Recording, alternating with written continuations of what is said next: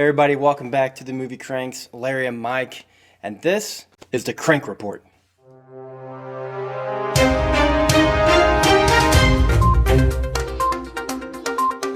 Okay, Mike. So, I don't know if you've heard yet. It's been a rumor going around for a while now that the woke warrior, the killer of childhood dreams, Kathleen Kennedy may be on the outs over at Disney, especially with Star Wars. Yeah. And they're mentioning some names like Kevin Feige and another one I'm going to get to in a little bit. But first of all, let's talk about Kevin Feige. What do you think about Kevin Feige taking over Star Wars? To be honest, at this point, I don't think anyone could do the Star Wars universe any worse than Kathleen Kennedy. I mean, you have to look at a lot of things. You have to look at the viewers. Even though, yes, Star Wars The Last Jedi made a lot of money, you can see there's a big drop in people's, affection and turnout for Star Wars related stuff. The merchandise has basically died. I mean, no one's buying it anymore. Yeah, there was a big backlash over that last movie. Even though it's a lot of them are critically doing pretty well. Yeah.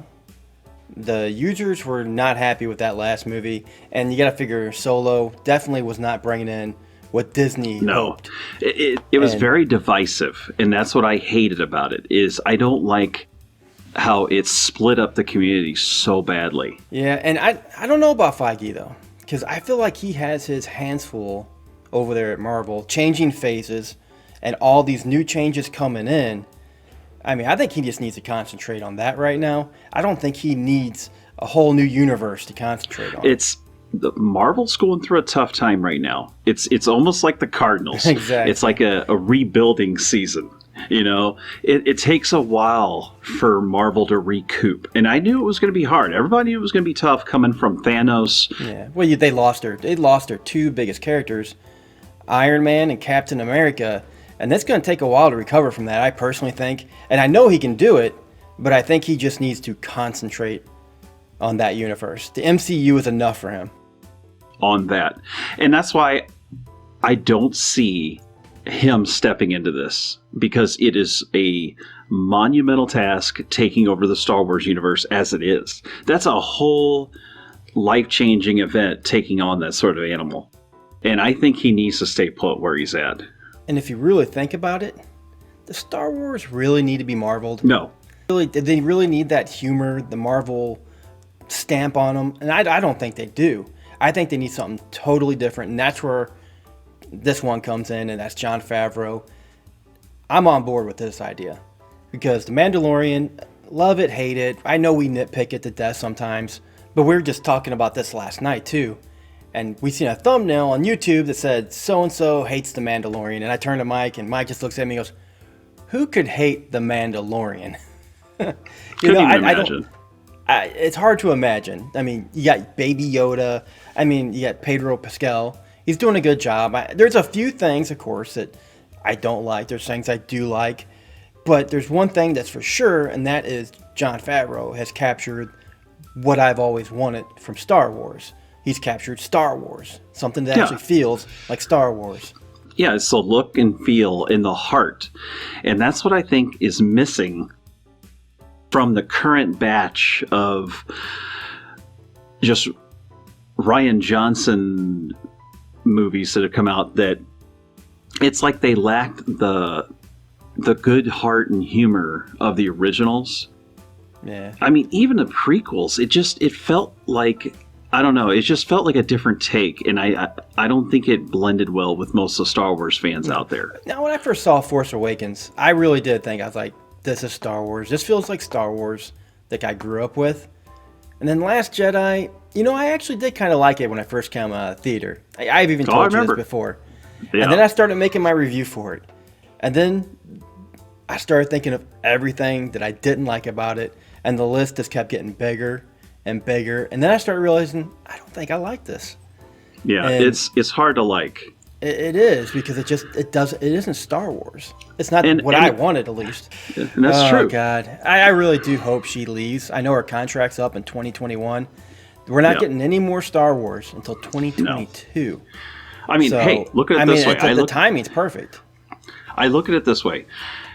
People criticized and leveled EA, Electronic Arts, for all the crappy Battlefront games that came out and all the multiplayer BS and all this stuff. And finally, the EA switches gears and releases the new Star Wars, what's it called? The Fallen Order.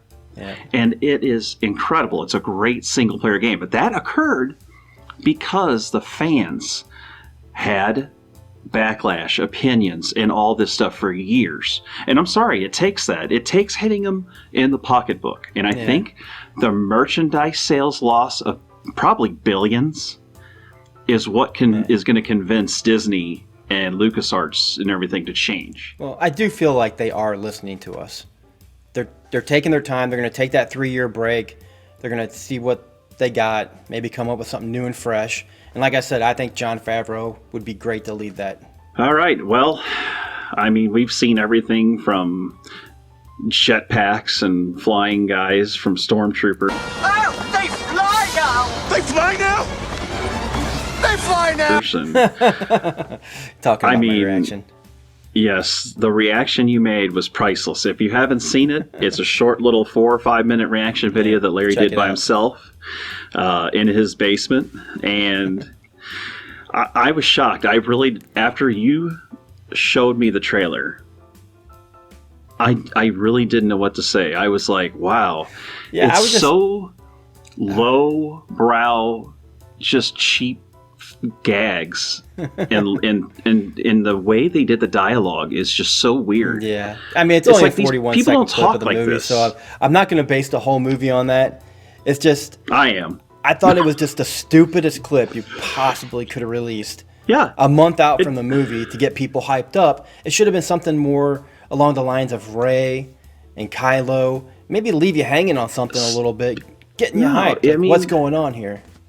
I mean, it's just weird. I don't think Disney and Star Wars have released something like that in a while. I mean, I can't remember the last time they dumped a weird action montage they're like that. Big. They do not want to spoil anything. Yeah. Apparently, like the first screenings of this movie is like the day before it comes out.